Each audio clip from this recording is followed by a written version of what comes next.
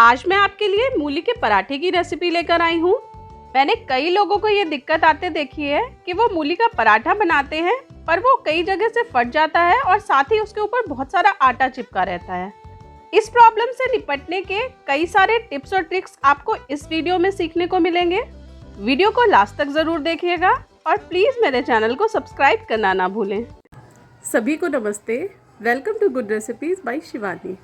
मूली का पराठा बनाने के लिए हमको एकदम ताजी मूली लेनी होती है, मतलब कि जिसमें अच्छी तरह से पानी भरा हो वो वाली मूली हमको लेनी है।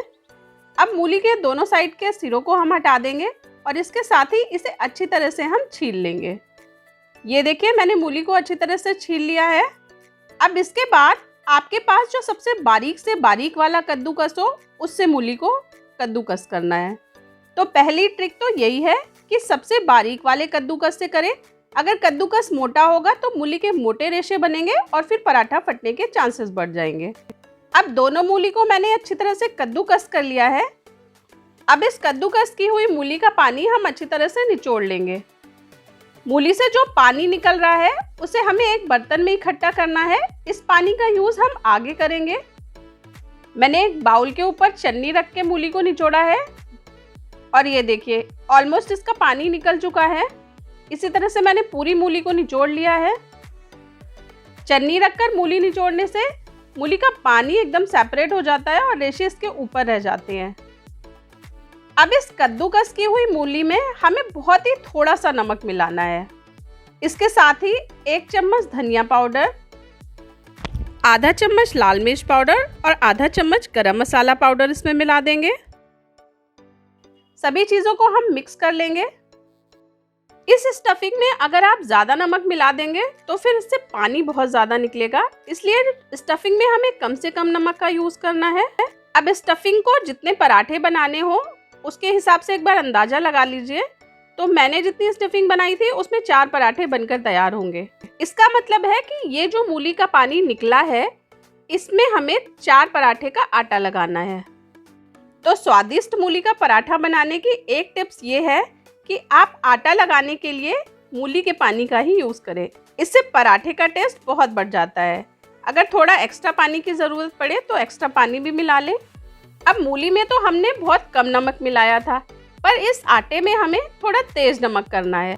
क्योंकि स्टफिंग में नमक थोड़ा कम है, इसलिए उसका बैलेंस हम आटे वाले नमक से करेंगे। तो अच्छी तरह से नमक मैंने आटे में मिला लिया है। पराठा बनाने की अब एक खास ट्रिक ये है कि इस आटे को 3-4 मिनट तक हमें एकदम मल के गूंथना है और इसी के साथ एकदम लूज आटा लगाकर तैयार करना है। जितना ढीला आटा आप गूंथेंगे उतनी ही आसानी से ये बेलते टाइम बढ़ेगा और पराठे फटेंगे नहीं। अब हाथों पर थोड़ा सा सूखा आटा लगाएंगे और इस आटे की हम लोई बना लेंगे। आटा बहुत अच्छी तरह से गूंथा था, इसलिए ये देखिए बहुत ही चिकनी चिकनी लोई बनकर तैयार हुई है। अब इधर कद्दूकस की हुई मूली में हमने मसाले मिलाकर रख दिए थे 5 मिनट के लिए।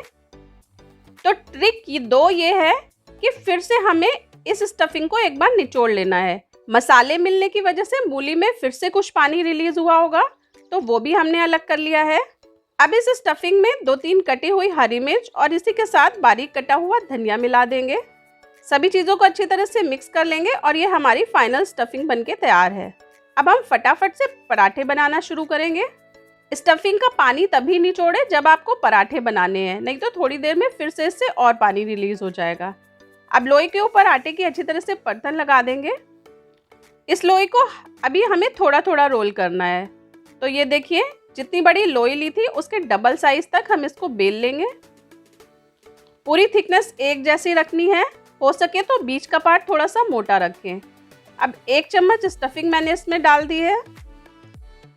अब लोई के मुंह को इस तरह से हम बहुत ही केयरफुली बंद कर देंगे, जिससे कि जरा सी भी ओपनिंग ना रहे इसमें। नहीं तो अगर इसका मुंह कहीं से खुला रह गया तो फिर स्टफिंग बाहर आने लगेगी और पराठा फट जाएगा। अब हाथों की हेल्प से इस तरह से किनारी की तरफ से हम लोई को थोड़ा थोड़ा करके बढ़ा लेंगे। अब क्योंकि आटा हमने बहुत ही सॉफ्ट लगाया था, इसलिए सूखे आटे की अच्छी तरह से इस पर कोटिंग कर लेंगे, नहीं तो पराठा जब हम बेलेंगे तो फिर ये नीचे चिपकने लगेगा।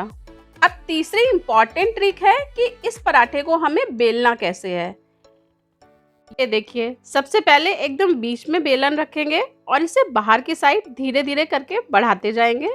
इसी के साथ लोई को ऐसे घुमाते जाएंगे और धीरे धीरे इसे हम बेलेंगे। और जो ट्रिक हमने पहले यूज़ की थी उसका रिजल्ट यहाँ पर दिख रहा है। देखिए, बिल्कुल भी बेलते टाइम पराठा कहीं से भी नहीं फट रहा है। तो मुलायम आटे का यही कमाल है। सूखे आटे की कोटिंग हमें सिर्फ शुरू में ही अच्छी तरह से कर लेनी है, बार बार हमें सूखा आटा नहीं लगाना है। अगर आप बार बार आटा लगाएंगे तो फिर पराठा हमारा टाइट बनेगा और साथ ही ऊपर से सूखा आटा दिखता रहेगा। अब तवे को मैंने मीडियम फ्लेम पर गरम कर लिया था। इस पर पराठा रख देंगे। जब एक साइड की सरफेस थोड़ी सी हार्ड हो जाए तो पराठे को पलट देंगे। इसके ऊपर आधा चम्मच के करीब ऑयल लगा देंगे। अगर आप देसी घी खाना चाहते हैं तो देसी घी इस पर लगा दीजिए। दूसरी तरफ से पलटकर इधर भी ऑयल लगा देंगे। टेस्टी और सॉफ्ट पराठा बनाने के लिए गैस का फ्लेम मीडियम ही रखें। हाई फ्लेम पर पराठा ऊपर से तो जल्दी सिक जाता है पर अंदर से इसमें कच्चापन रह जाता है। अब 3-4 बार पलट कर हमें इस तरह से पराठे को सेक लेना है। दोनों साइड से पराठे को अच्छी तरह से सेकना है। और ये देखिए, बिल्कुल भी मेरा पराठा फटा नहीं है, बहुत ही अच्छी तरह से सिका है ये। इसी तरह से मैं आपको दूसरा पराठा भी डालकर दिखाती हूँ। दूसरा पराठा भी इसी तरह से मैंने सेक लिया है और ये पराठा भी बिल्कुल भी नहीं फटा है। ये देखिए, जब मैं सेक रही हूँ तो पराठा फूल रहा है। इसका मतलब ये है कि इसमें अंदर भाप भर रही है और पराठे के अंदर भाप तभी भरेगी जबकि इसमें कोई छेद नहीं हो। और ये तीसरा पराठा गया हमारा और ये देखिए, ये वाला पराठा भी फूल रहा है, इसमें भी कोई छेद नहीं है। और ये हमारा सबसे लास्ट चौथा पराठा सिककर तैयार हो गया है। तो आपने देखा ना, सभी पराठे कितनी बढ़िया तरह से बने हैं। तो ट्रिक नंबर 1, कद्दूकस हमें बारीक से बारीक यूज करना है। ट्रिक 2, स्टफिंग में कम से कम नमक मिलाना है। ट्रिक 3, मसाला मिलाने के बाद स्टफिंग को दोबारा निचोड़ लेना है। और ट्रिक 4, पराठे का आटा हमें बहुत ढीला सा लगाकर तैयार करना है और इसे 3-4 मिनट तक मल कर गूंथना है। और ये देखिए, हमारे मुलायम टेस्टी पराठे बनकर तैयार हैं। वीडियो पसंद आया हो तो कमेंट करके ज़रूर बताएं। Thank you for watching.